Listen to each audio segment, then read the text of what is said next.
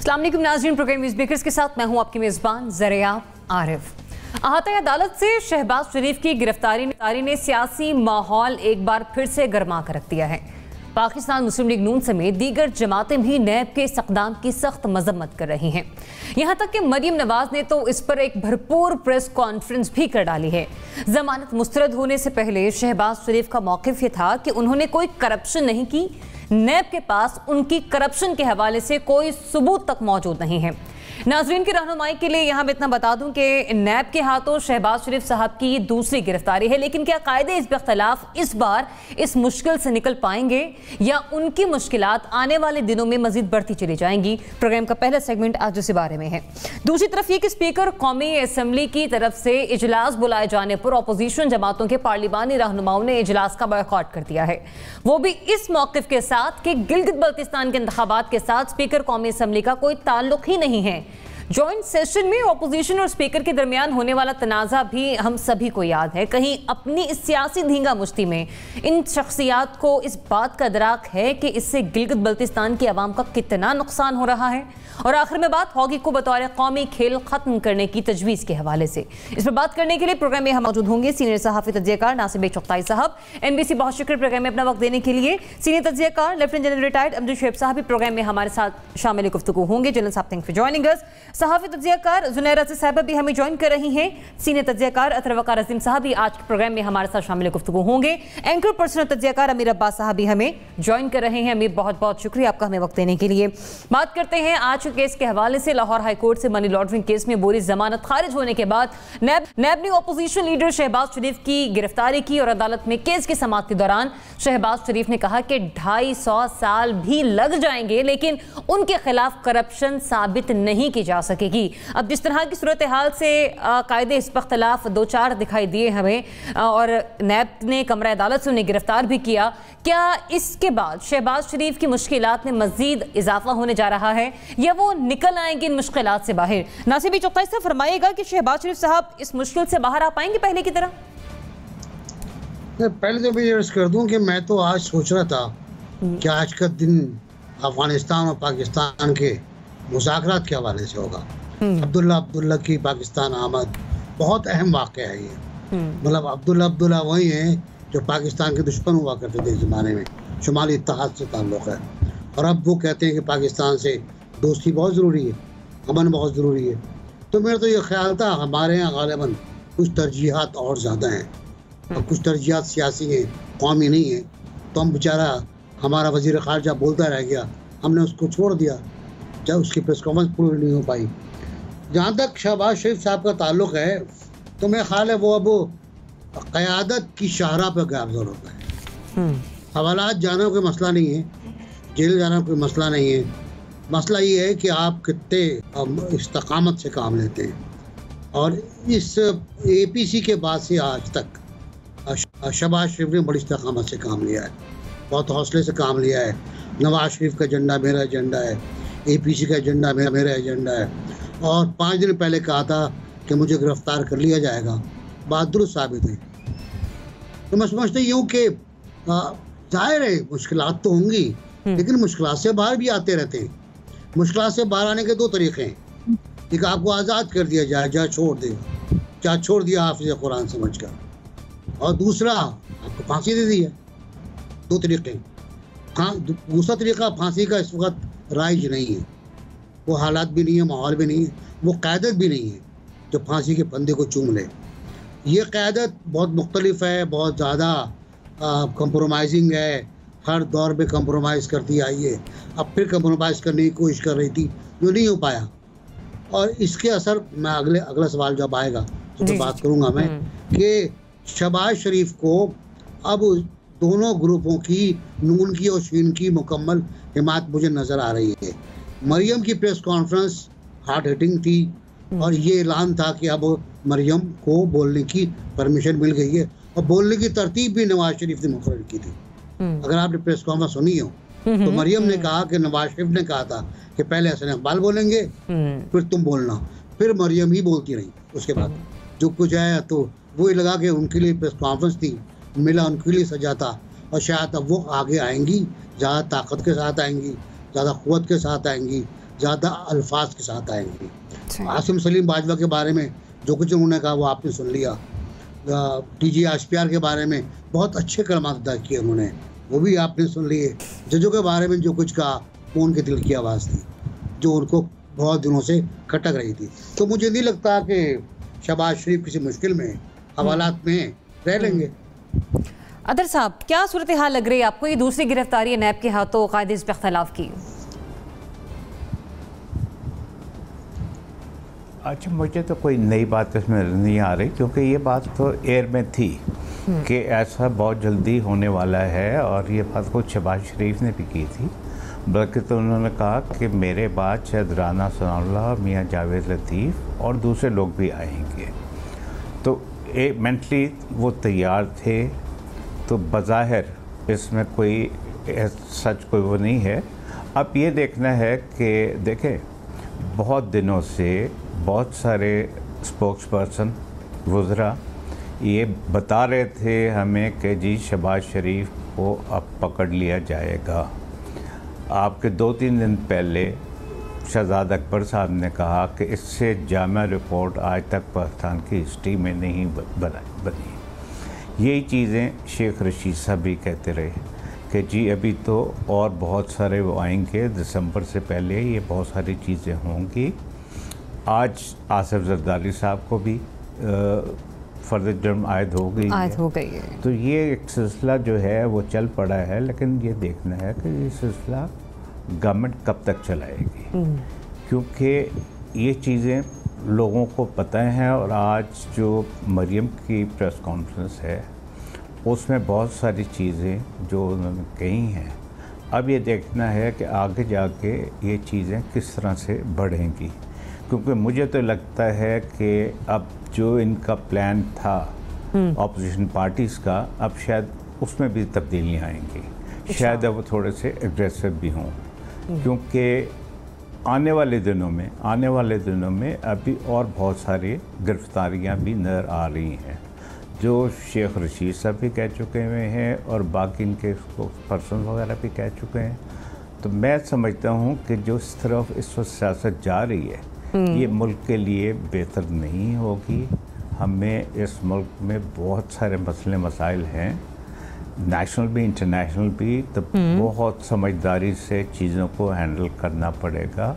ये पर्सनल वो नहीं, क्योंकि सबको पता था कि शहबाज शरीफ एक अल्टरनेट प्राइम मिनिस्टर की चॉइस भी थे, तो पहले तो वो चॉइस ख़त्म हो गई अब। लेकिन ये सिलसिला अब रोज़ ब रोज़ बढ़ेगा एंड प्रॉब्ली जो स्ट्रेटजी ऑपोजिशन वालों ने प्लान की हुई थी, मुझे लगता है अब उसमें भी चेंजेस होंगी। आप ये कह रहे हैं कि मुल्क में सियासी हालात दुश्वार हो सकते हैं, लेकिन शहबाज शरीफ साहब की गिरफ्तारी कोई अचंभे की बात नहीं थी। अमीर, आपके एनालिसिस क्या है आज की गिरफ्तारी? हाँ, लेकिन बहुत दिनों से ये बात हो रही थी, उसकी ग्राउंड तो बन रही थी। ठीक है, ठीक। अमीर, आज शहबाज शरीफ साहब ने कहा कि धेले की करप्शन नहीं की मैंने, और ना ही करप्शन के हवाले से नैब के पास वो सबूत हैं। तो फिर अगर वाकई सबूत नहीं है, प्रोसिक्यूशन भी काफ़ी स्लो है, हम देखते हैं, फिर निकल आएंगे उस मुश्किल से बाहर? अच्छा, आपको पता है कि इसी लाहौर हाई कोर्ट ने जमानत दी थी शहबाज शरीफ साहब? जी। और इसी लाहौर हाई कोर्ट ने आज उनकी जमानत मुस्तरद। इसी लाहौर हाई कोर्ट ने उनके साहबजादे हमजा शहबाज की दरख्वास्त से जमानत मुस्तरद की। देखिए, अगर जमहूरियत बचाने के लिए हमें करप्शन को गले लगाना है, हमें लूट मार को गले लगाना है, और हमारी नजर में जमहूरियत के माथे पर करप्शन कोई कलंक नहीं है, जमहूरियत के माथे पर बदउनवानी कोई कलंक नहीं है, अगर हमने ये उसूल इस मुल्क में मुतारिफ करवाने हैं तो सब बिस्मिल्लाह करवा दें। पहले कौन से हमने माशाल्लाह को अच्छे काम किए इस मुल्क में। 1990 में शहबाज शरीफ जब MNA बने थे ज़रिया, पहली दफा पार्लियामेंट में आए 1990 से 93 तक, तो उस वक्त जो शहबाज शरीफ साहब ने अपने और अपने खानदान के जो असासे डिक्लेयर किए थे, उनकी मालियत थी 21 लाख रुपए। ये मैं या नैब नहीं कह रहा, ये शहबाज शरीफ साहब की जो वेल्थ स्टेटमेंट है ये वो बोल रही है 1990 में। और 2019 में जब ये केस नैब ने आगे चलाया तो शहबाज शरीफ साहब और उनके खानदान के जो असासे हैं उनकी मालियत जो है वो 7 अरब रुपए से ज्यादा हो चुकी है। 21 लाख से लेके 7 अरब तक का जो इजाफा है ज़रियाब, ये 45,000 गुना इजाफा, 45,000 गुना।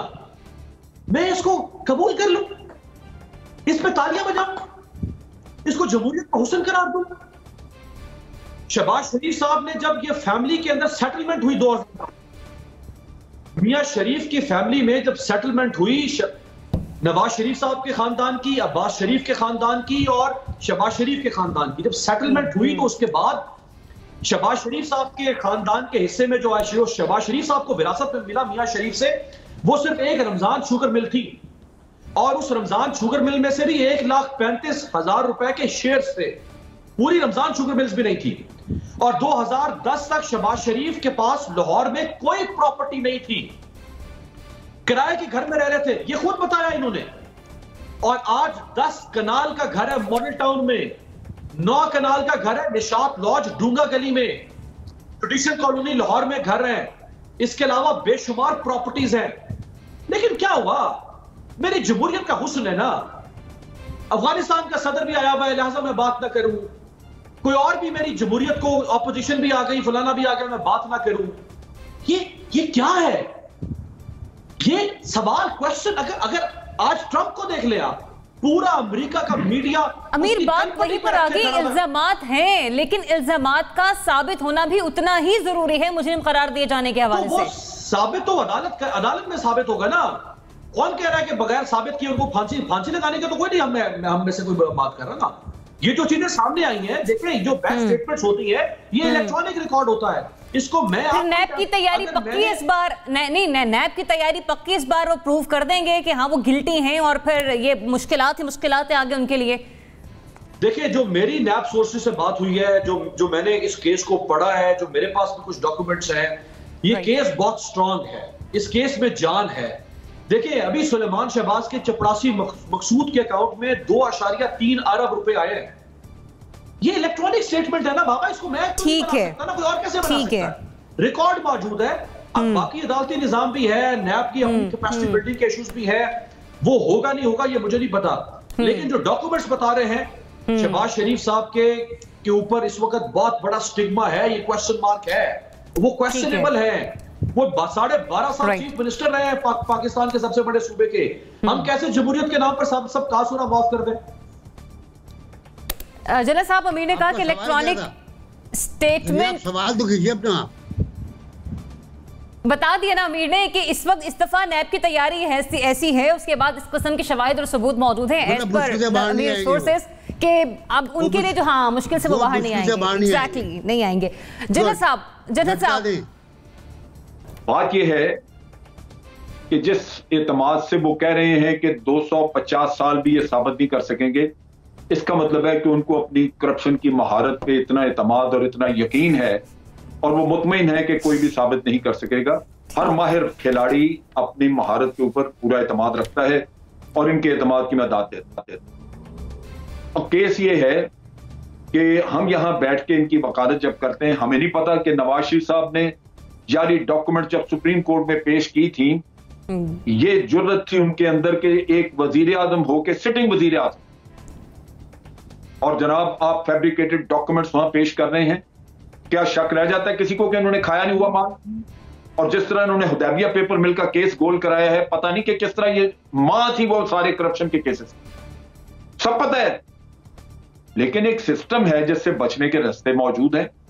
आप देखिए कि सुप्रीम कोर्ट में जब केस था नवाज शरीफ साहब का, तो वहां चला इसलिए कि जनाब आपने अपने असासों को मान लिया कि ये हमारे हैं, लिहाजा आप अब मनी ट्रेल दें, क्योंकि आप प्राइम मिनिस्टर रहे हैं तीसरी दफा।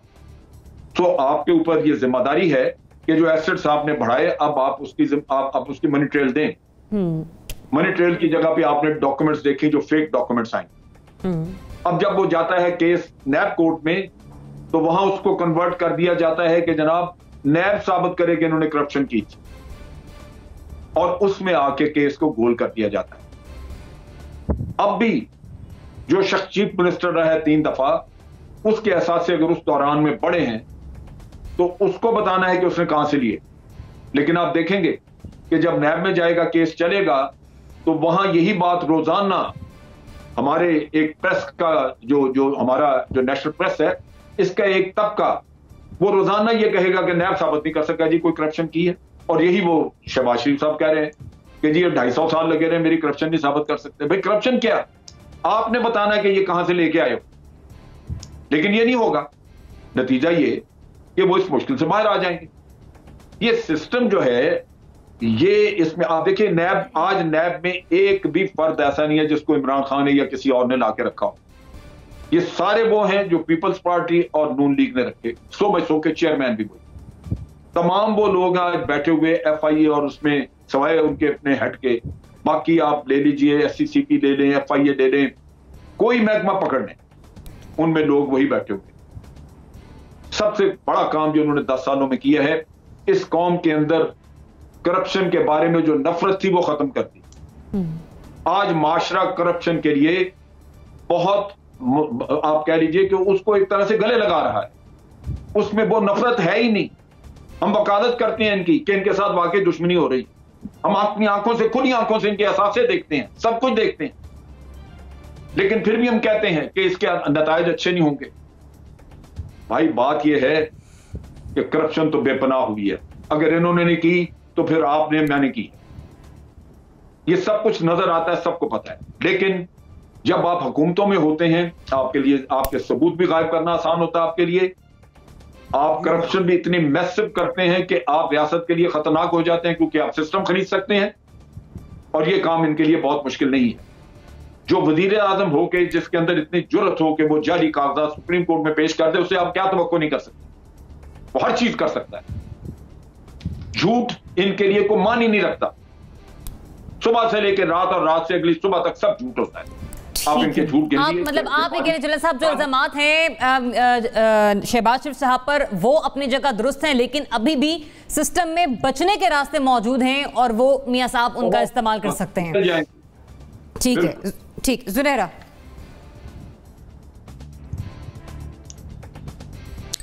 मैं थोड़ा सा डिफरेंट एंगल लूँगी। अभी 10 कंपनीज़ हैं यूएस में कोई, जिनके जब फिस्कल ईयर कंप्लीट हुआ है तो उनके CEOs को बुलाया गया है। यूएस की जो सेनेट की हाउस कमेटी है उन्होंने बुलाया उन्हें, बिकॉज़ उन्होंने ये शो किया, नंबर्स और फिगर्स ये शो कर रहे हैं कि ये जो पैंडमिक का पीरियड था उसमें उन्होंने इतना पैसा कमाया है, इतना प्रॉफिट उनको हुआ है जितना पिछले 10 सालों में नहीं हुआ था।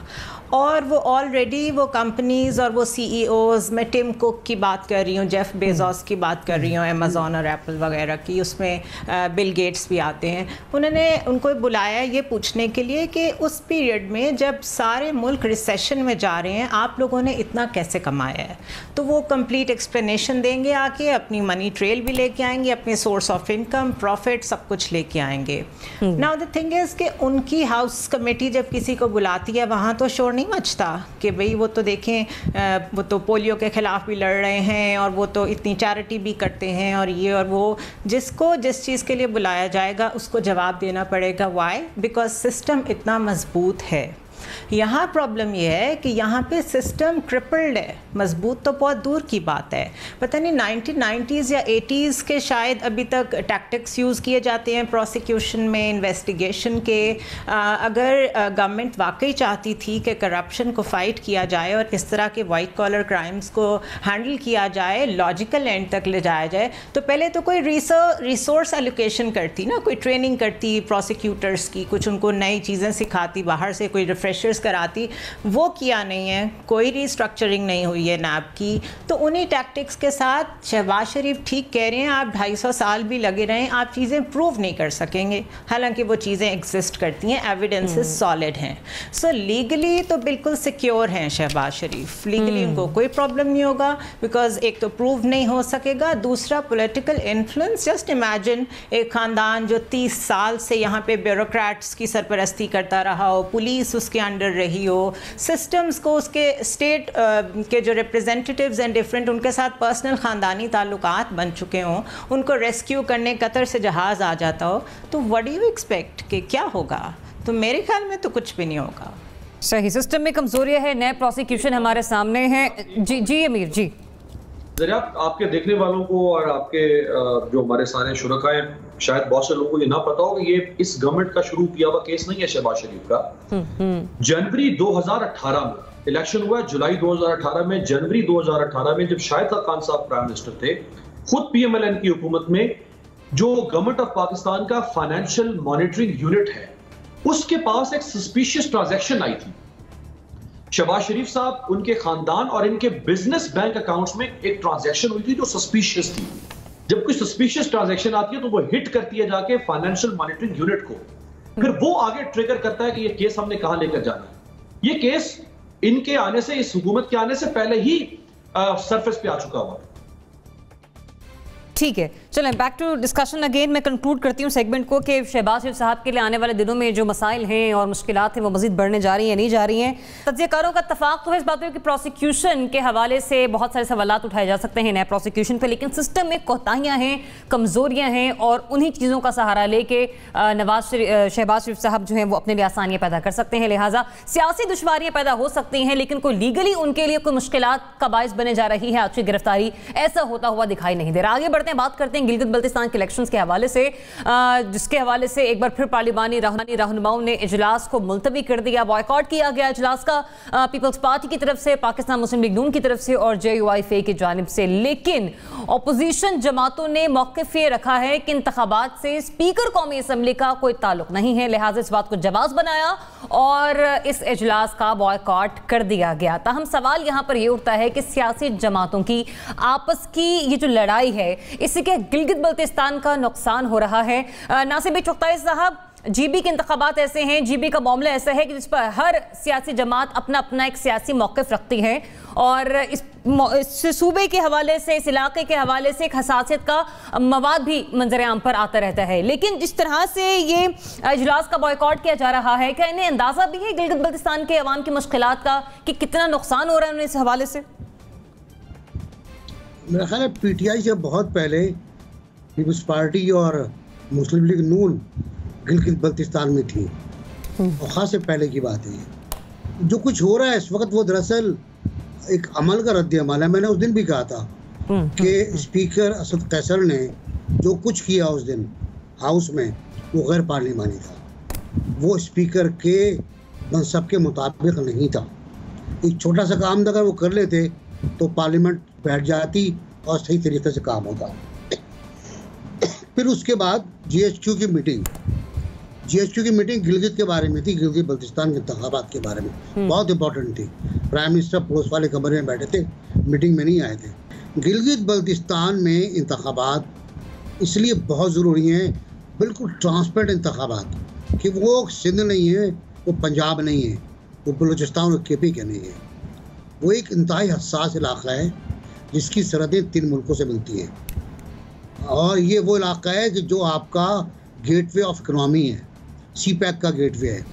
वहाँ अगर आपने कोई एडवेंचर किया, कोई अच्छा ज़्यादा सख्त लोग हैं, वो बज़ाहिर नर्म और नाजुक नज़र आते हैं आपको, बहुत दिल के प्यारे नज़र आते हैं वो आपको, लेकिन उनका पॉलिटिकल विजडम, उनका शऊर बहुत ताकतवर है, हमसे बहुत ताकतवर है।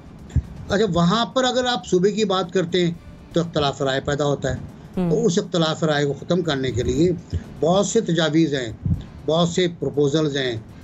हुर्रियत कॉन्फ्रेंस खिलाफ है, आज़ाद कश्मीर खिलाफ है, लेकिन फिर भी प्रपोजल कुछ हैं जो डिस्कस हो सकते हैं। लेकिन वो डिस्कस करने का रास्ता बंद हो गया, वो डिस्कस करने का दरवाज़ा बंद हो गया। दोनों फरीकों को चाहिए था कि वो बैठते, बात करते। बिचौलिए जो थे वो लाउड स्पीकर नहीं बनते, वो भूपू नहीं बनते, वो खामोश रहते, अपने हद में रहते, लेकिन कोई अपनी हद में नहीं रहा, सब अपनी हद से बाहर हो गए। तो अब वो इल्ज़ामात लग रहे हैं कि वहाँ इंतखाबात ट्रांसपेरेंट नहीं होंगे, और मैं डरता हूँ कि अगर वहाँ इंतखाबात ट्रांसपेरेंट नहीं हुए तो बहुत बड़ा मलबा गिरेगा, ग्लेशियर गिरेंगे बहुत बड़े बड़े। और बड़ा मतलब आप ये कह रहे हैं कि इजलास का बॉयकॉट अगर होता है तो उसके लिए रिस्पॉन्सिबल शेख साहब हैं, स्पीकर कौमी असम्बली का अपना रवैया है, हाँ, ऑपोजिशन जमातें, ठीक है, इसकी जिम्मेदार तो स्पीकर है।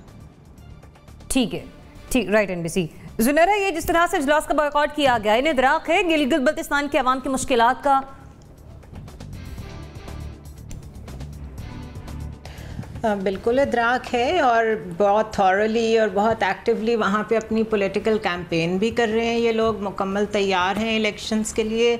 ये सिर्फ एक पॉलिटिकल मनूवर है कि हमने बॉयकॉट कर दिया क्योंकि ऑफ कोर्स उन्हें गुस्सा है असद कैसर पे, और अभी क्योंकि नैब के केसेस भी ज़रा ज़्यादा रीएक्टिवेट हुए हुए हैं तो एक उसका भी गुस्सा है। तो ये उसको डिस्प्ले करने के लिए जो फोरम भी इनको मिलेगा अपोजिशन की जमातों को, वो उसके ऊपर इस तरह के गिमिक्स दिखाएंगे। But let me make a statement कि इलेक्शंस भी होंगे, इलेक्शंस में ये फुली पार्टिसिपेट भी करेंगे। उसके बाद जिस इजलास में जीबी की बात हो रही थी, क्योंकि स्ट्रेटेजिकली उसको 5th प्रोविंस डिक्लेयर करना बहुत ज़रूरी है, उसमें भी ये सारे शामिल होंगे। तो कंप्लीट पॉलिटिकल प्रोसेस उसी तरह होगा जिस तरह सोचा गया है। ये सारी सियासत है क्योंकि इन्होंने लोगों के सामने, अपने हलके में, हम जैसे लोगों के सामने एक अपना फेस, पॉलिटिकल फेस भी रखना होता है, जो कि हम सब जानते हैं कि बहुत लाउड है। ये लोग जब तक शोर न मचाएं इन्हें लगता है इन्होंने सियासत नहीं की। तो it is nothing more than that.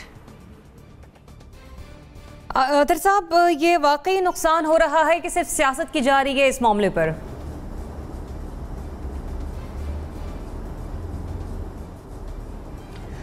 मैं नहीं समझता इसमें देखे सियासत की जा रही है। जब आर्मी चीफ ने पॉलिटिकल लीडर्स के साथ बैठ के एक मीटिंग कर ली और उसमें तय हुआ कि जी इलेक्शन हो जाए, उसके बाद फिर आगे फिर बात होगी प्रोविंस की और बाकी सब चीज़ों की। प्राइम मिनिस्टर आज़ाद कश्मीर ने भी कहा कि दूसरे इश्यूज जो हैं उनको भी डिस्कस करना चाहिए। मैं समझता हूँ कि ये स्पीकर की डोमेन में नहीं था जो उन्होंने मीटिंग कॉल की। तो इस सारे उसमें जो बाकी साथी कह रहे हैं सियासत, इसमें स्पीकर का भी बिल्कुल गलत फैसला था ये मीटिंग कॉल करना। अगर मीटिंग कॉल करनी चाहिए थी तो वो प्राइम मिनिस्टर को करनी चाहिए थी, क्योंकि वो पहले ही वाली मीटिंग में भी नहीं बैठे थे। तो प्राइम मिनिस्टर को होना ज़रूरी था, ना कि स्पीकर का। फिर जो शेख रशीद साहब के भी बयान आता है, क्योंकि देखिए गिलगित बल्तिस्तान के CPEC के हवाले से बहुत इम्पोर्टेंट चीज़ें हैं, और उसको आर्मी चीफ जो बैठे थे वो भी इसलिए बैठे थे कि आने वाले दिनों में उसकी इम्पोर्टेंस, आपके पड़ोसी मुल्क का जो है उनकी जो जारियत है, इन सब चीज़ों को देखा जा रहा है।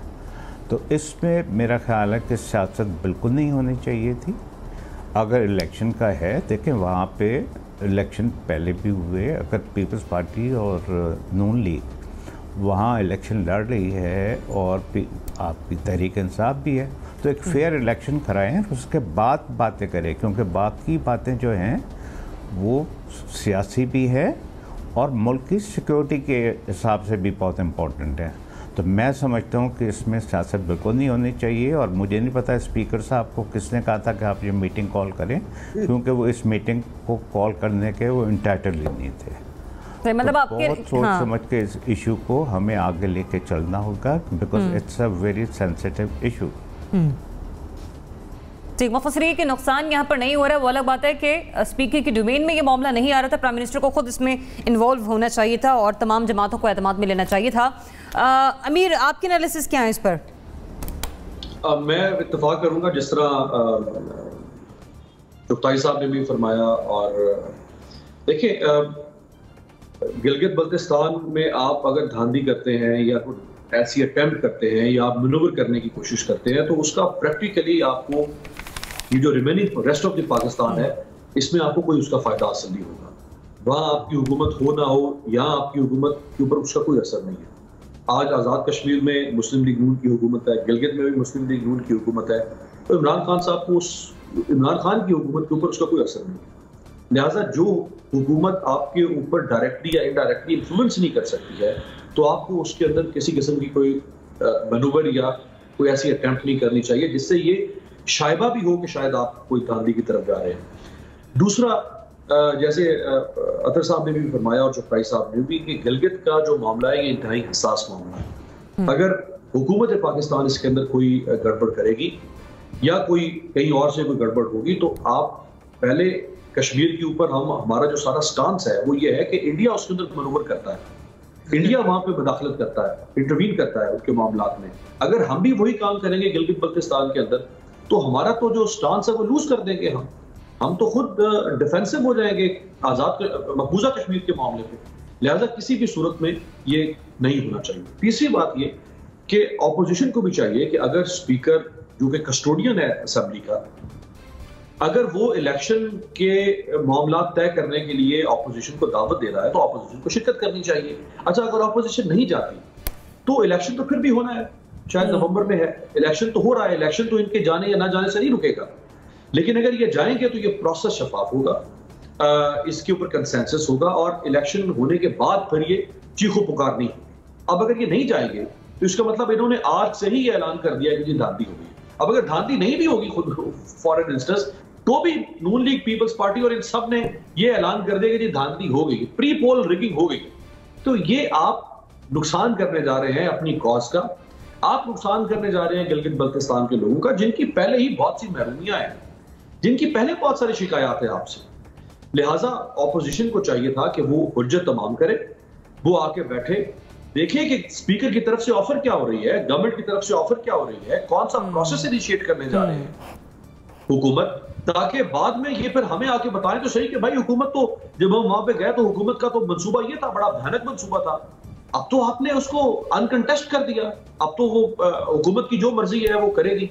लिहाजा किसी भी सूरत में ये दानिशमंदाना फैसला नहीं है कि आप स्पीकर की ऑफर को बायकॉट करें। अच्छा, अगर आप कहते हैं सिलेक्टेड है इमरान खान, धांधली हुई है, अब आपने स्पीकर का भी बायकॉट कर दिया है, तो भाई फिर आप इस्तीफे दे दें, जो मौलाना फजलुर रहमान कहता है। जब आप इस सिस्टम के ऊपर मुकम्मल तौर पर नो कॉन्फिडेंस कर चुके हैं तो पर आप इस्तीफे दें भाई, इस निजाम से को लात मारें और दफा करें इस निजाम को, जान छुड़वाएं इससे, फिर देखिए उसके बाद क्या होता है। जलील साहब, ऑपोजिशन को बस यही तो इख्तलाफ है कि स्पीकर ने क्यों इजलास की कॉल दी। देखिए, पहले तो मैं ये बताऊं कि जो ब्रीफिंग दी गई थी ऑपोजिशन लीडर्स को, वो खास तौर पे मिलिट्री एनवायरनमेंट में वहां इसलिए दी गई कि कुछ इंटेलिजेंस शेयर करनी थी, इंफॉर्मेशन वगैरह जो उनको बतानी थी, जिसकी बुनियाद पे ये जरूरत पेश आई कि इस मसले का कुछ हल फौरी तौर पे किया जाए। और फिर बाद में नेचुरली ये चीज बाद में पार्लियामेंट में डिस्कस होती और वहां कुछ फैसला होता। और इसके साथ साथ उनको जो प्रपोजल्स यहाँ पे सोची गई, आर्मी इंटेलिजेंस वगैरह ने मिलकर सोची, वो भी उनको बताया गया कि इसको कैसे हैंडल किया जा सकता है, लेकिन बासूरत फैसला पॉलिटिकल लीडरशिप करे। तो ये मकसद था, लिहाजा इसको गलत रंग दे दिया गया। शेख रशीद ने किया, उससे पहले मुझे पता है कि शेख रशीद से पहले एक मीडिया हाउस में 8 बजे के प्रोग्राम में ये बताया गया कि इस तरह एक मीटिंग हुई है और वहां कुछ पिक्चर्स भी दिखाई गई कि खाना खा रहे हैं लोग और ये।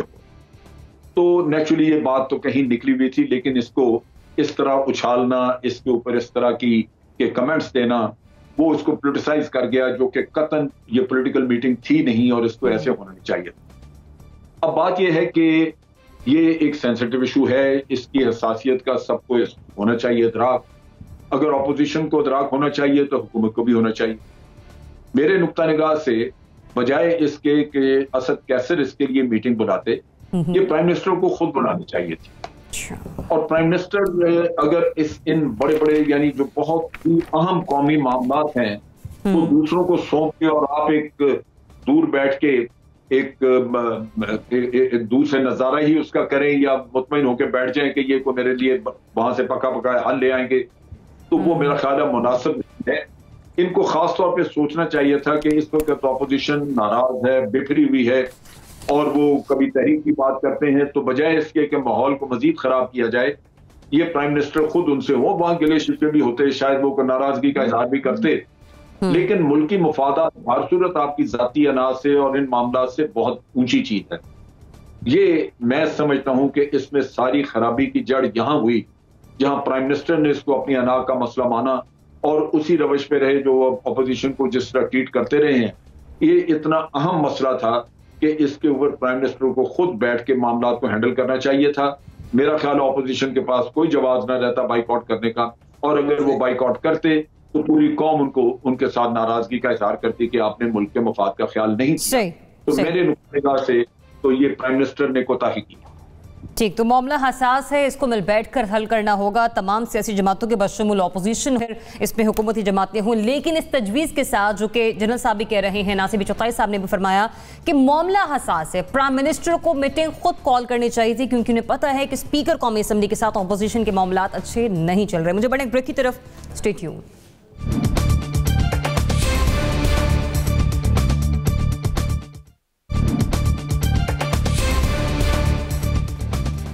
Welcome back. नाज़रीन, पाकिस्तान हॉकी फेडरेशन ने फंड्स ना होने के बायस कौमी खेल हॉकी को ख़त्म करने की तजवीज़ दे दी है और हॉकी फेडरेशन के सेक्रेटरी आसिफ बाजवा साहब ने कौमी असम्बली की कायमा कमेटी बराए बैनुल सूबाई राब्ता कमेटी के इजलास में तजवीज़ पेश की।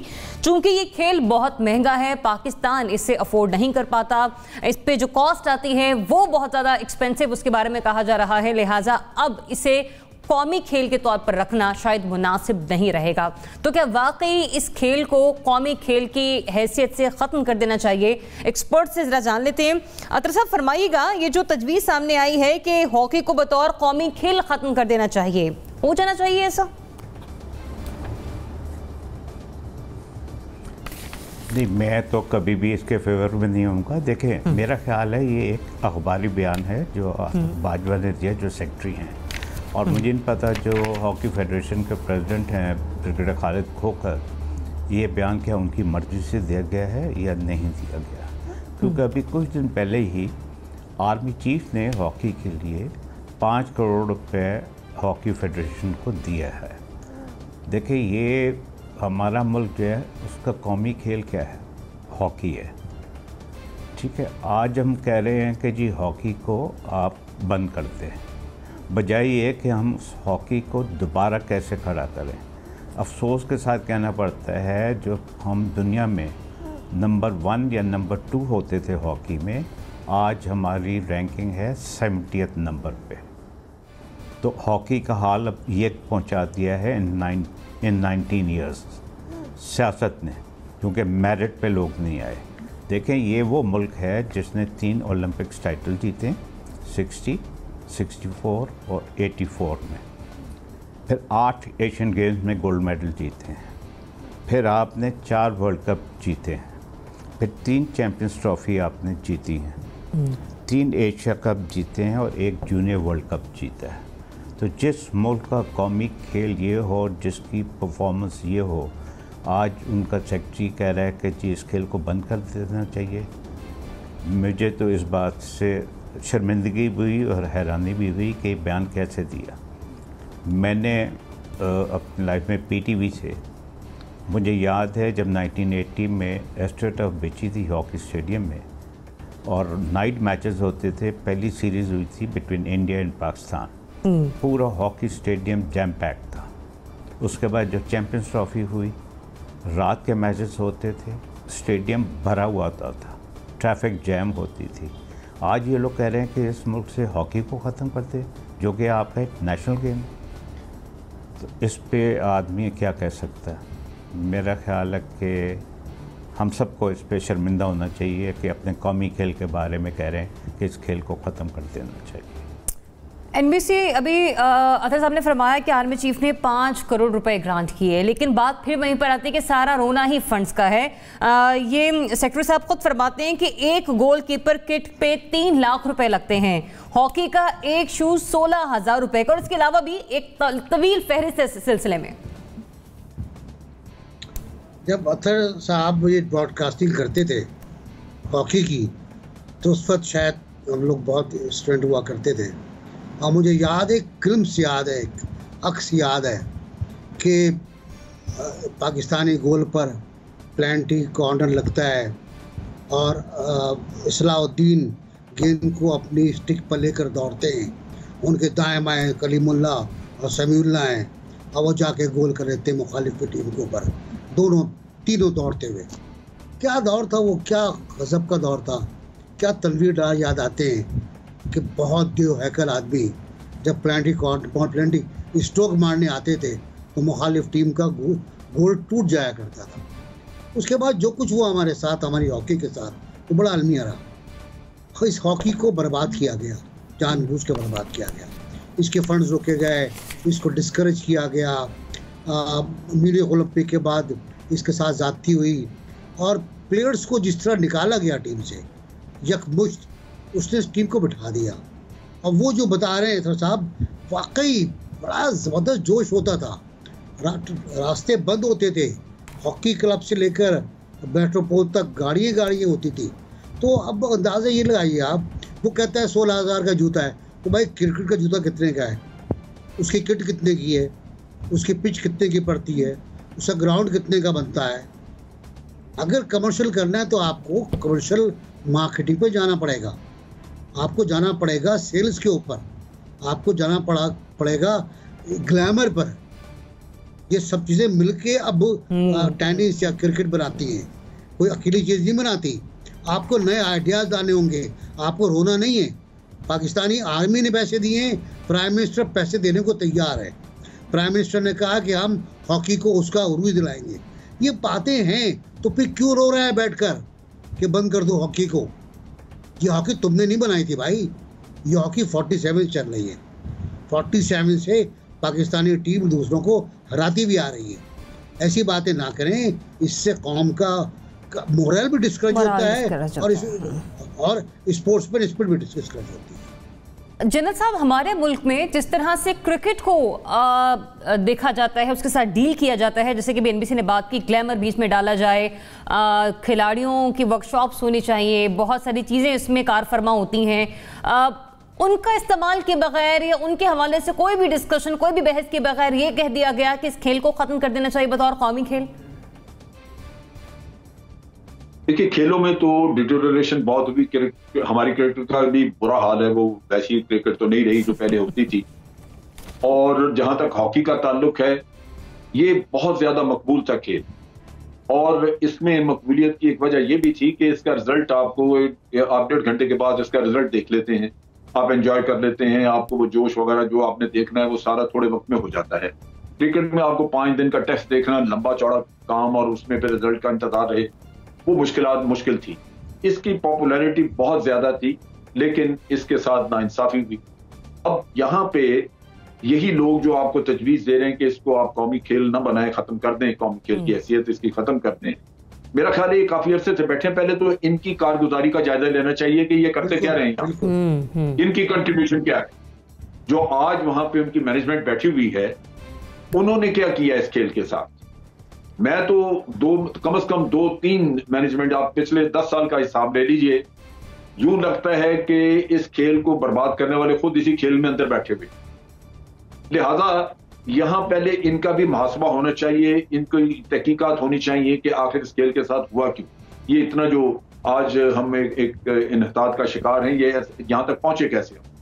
बाकी ये है कि इसके लिए एक अच्छी टीम, अच्छे तरतीब करने, यानी मैनेजमेंट की एक अच्छी टीम तरतीब दें, उसमें पुराने खिलाड़ियों को बेशक जगह दें, लेकिन एक सेटअप ऐसा बनाया जाए जो डेडिकेटेड इस पे काम कर सके। खेल को रिवाइव करना जरूरत है, ना कि उसको खत्म कर देना। तो कोई भी कर सकता है, उसके लिए तो आपकी जरूरत नहीं ना होने की। तो मेरा ख्याल है कि इस पे संजीदगी से गौर करना चाहिए। सिर्फ पैसा नहीं, पैसे का ये जो नारा लगाते हैं, पैसा खाया पिया जाता है, सबकी मौज मेला हो जाता है। मौज मेले नहीं करने के लिए हमने पैसे देने इस खेल को रिवाइव करने के लिए, लेकिन रिवाइवल की प्लान सबसे पहले इनके पास होनी चाहिए। वो सामने आए, फिर आदमी देखे कि हुकूमत देखे कि वाकई इस खेल को इस तरह दोबारा हम परवान चढ़ा सकते हैं या नहीं। तो ये मेरा ख्याल है कि इसके लिए तहकीकात की जरूरत है, ताकि पैसा देने से पहले जो मुजरमाना इसके साथ सलूक किया गया उसका जरा मुहासबा हो जाए तो बेहतर हो। ज़ुनैरा, मेरा भी ख्याल है कि पहले तो इनकी एक इंक्वायरी कॉल करनी चाहिए, इनकी जो कंसर्न अथॉरिटीज़ हैं, कि इतनी बड़ी बात आपने कैसे कह दी कौमी खेल के बारे में। ये कोई दुकान थोड़ी है कि आप कह दें कल से नहीं हम खोलेंगे, इसको बंद कर दें। मतलब ये आपकी आइडेंटिटी है, पूरी दुनिया को पता है, आपकी पहचान है, और आप कह रहे हैं इसको ख़त्म कर दें, नंबर 1। नंबर 2, ये जो फेडरेशंस हैं, हमारी जितनी भी खेलों की फेडरेशन हुई है, ये भी करप्शन का गढ़ है। यहाँ पे रेगुलर फंड्स होते हैं, रेगुलर इलेक्शंस होते हैं, इलेक्शंस में बहुत कंपटीशन होता है, उसके बाद जो वहाँ पे जीतता है उसके हाथ में ये सारे फंड्स होते हैं, वो उस फंड्स को कहाँ लगा रहा है कहाँ नहीं लगा रहा कोई नहीं पूछता। तो एक मुकम्मल एक स्मॉल आइलैंड्स ऑफ करप्शन आपको इन फेडरेशंस में नज़र आएंगे। तो जो ज़रूरत है वो इस चीज़ की है कि इन फेडरेशंस को रिवैम्प किया जाए, इनको असेस किया जाए। इसमें लोग जो पिछले 10-10 साल से 20-20 साल से बैठे हुए हैं, I don't want to take any names, लेकिन वो रिटायर ही नहीं होते, वो हारते ही नहीं हैं, वो निकलते ही नहीं हैं बीच में से, हर इलेक्शन जीतते हैं। वो क्यों? बिकॉज चीज़ें डिवाइड हुई हुई हैं, पूल डिवाइड हुआ हुआ है। सो सारे आप स्कॉश को देख लें, स्कॉश में पाकिस्तान वॉज अ स्टार, उसका क्या हाल हुआ है? अभी कोई आता है आपके सामने जिसने कोई टाइटल जीता हो? तो बेसिकली ओवरऑल एक तो स्पोर्ट्स को as a culture, as an activity Pakistan में प्रमोट करने की ज़रूरत है। और जिस मुल्क के वज़ीर आज़म ख़ुद खिलाड़ी रहे हों उस मुल्क में ऐसा ना हो तो ये तो बड़ी ज़्यादती की बात है। तो स्पोर्ट्स को प्रमोट करने की ज़रूरत है। जो स्कूल लेवल पे, कॉलेज, यूनिवर्सिटी लेवल पे टीम्स होती थी, कॉम्पिटिशन्स होते थे, वो सब होना ख़त्म हो गया है। स्टूडेंट्स घर बैठ के इंटरनेट पे और दूसरी गेम्स पे लग गए हैं। इस कल्चर को ओवरऑल, इस पॉलिसी को लुक आफ्टर करने की ज़रूरत है। और ये जो फेडरेशन की जहाँ तक बात रह गई, तो सबसे पहले तो मेरे ख्याल है इनकी इंक्वायरी कॉल होनी चाहिए। अमीर, आपके एनालिसिस? देखें, ये बातें उस वज़ीर आज़म के दौर में हो रही हैं कि आप अपने कौमी खेल को दफन कर दें, कि जिस वज़ीर आज़म को एक खेल की दुनिया में, यानी क्रिकेट की दुनिया में यूनानी देवता कहा जाता था, जो सिक्का राजुल वक्त था अपने ज़माने में, और जिस वज़ीर आज़म ने ये कहा था कि मैं खैबर पख्तूनख्वा के हर ज़िला में एक ग्राउंड बनाऊंगा, स्टेडियम होगा या ग्राउंड होगा व्हाटएवर, और जो वज़ीर आज़म और तो अभी कुछ शानदार नहीं कर सका, कम से कम वो अपने, जो उसकी अपनी आइडेंटिटी थी, जिसकी वजह से उसको शोहरत मिली, जिस शोहरत की वजह से वो सियासत में आया, और उसके अपने जिस क्रिकेट करियर की वजह से, उसके अपने खेल की वजह से लोगों ने उसको पाकिस्तान में पसंद किया। और इमरान खान की पॉलिटिकल सक्सेस में जहां उनका फिलैंथ्रोपी का काम है, वहीं उनका क्रिकेट का भी जो पैशन और कारकर्दगी थी वो भी शामिल थी। तो कम से कम वो और कुछ नहीं तो कम से कम वो पिछले 2 साल में कोई ऐसा प्लान तो चॉक आउट करते हैं कि पाकिस्तान में जितने भी खेल हैं, और खासतौर पे हॉकी, मुझे तो याद नहीं पड़ता पिछले 10-12 साल से हमने कोई अच्छी खबर सुनी हो हॉकी के बारे में। और क्रिकेट, हॉकी, इवन फुटबॉल है, आपकी ओलंपिक्स है, इसके अलावा ये स्क्वॉश का जिक्र किया जुनैरा ने, जितने भी खेल हैं उनके हवाले से कोई तो वज़ीर आज़म को स्ट्रेटेजी बनानी चाहिए थी। और क्रिकेट के ऊपर तो उन्होंने कहा भी था जब ये प्राइम मिनिस्टर बने और इन्होंने वोट लिया कि वो पीसीबी को रिवाइव करेंगे, तो हमें तो पीसीबी के बारे में भी कोई अच्छी खबर नहीं मिली। फिर जिस लाइफस्टाइल का जुनैरा ने जिक्र किया, देखिए ये बहुत अहम है। आप देख लें, एम्स्टरडैम को bicycle capital of the world कहा जाता है, लोग वहाँ साइकिल चलाते हैं, गाड़ियां कम है, साइकिल ज्यादा है। इसी तरह से आप वेस्टर्न यूरोप में चले जाएं, जितना वहाँ एक शख्स एवरेज चलता है, हमारे यहाँ तो 6 महीने में लोग उतना चलते हैं। हमारा तो लाइफस्टाइल ही तब्दील हो चुका हुआ है। तो स्पोर्ट्स तो आपके अंदर हेल्दी एक्टिविटी को जनरेट करती है। जो लोग फ्रस्ट्रेट होते हैं, जो वेंटिलेट नहीं कर पाते, वो खेलों के जरिए से अपनी फ्रस्ट्रेशन को वेंटिलेट दूर करते हैं। जिनका तर्ज जिंदगी खराब हो चुका हुआ है, हमारे कल्चर में लेथार्जी आ चुकी हुई है, हमारे अंदर कोई एक्टिविटी नहीं है, तो स्पोर्ट्स को तो हमें हर लिहाज से इंकरेज करने की जरूरत है। नॉट स्पेसिफिक जो ये हम हॉकी की बात कर रहे हैं, तो अच्छा है, इसी बात से एक बहस ट्रिगर हुई है, तो प्राइम मिनिस्टर को चाहिए कि एक तो वो ये हॉकी वालों की खबर ले कि जो माफिया। आप का पॉइंट लूंगी मैं अमीर, और क्लोज करूंगी कि जिस मुल्क के वज़ीर आज़म की वजह शोहरत खेल है, वहां पर उनकी दौरे हुकूमत में कौमी खेल को खत्म करने की तजवीज़ के सामने आना मायूसी की बात है। अतर साहब, मैं ज़रूर आपको वक्त दे, मेरे पास खुद वक्त बिल्कुल नहीं है और मुझे क्लोजिंग की तरफ बढ़ना है, इजाज़त दीजिए आप। चलें, बताया गया कि मेरे पास वक्त है। Add your comment please.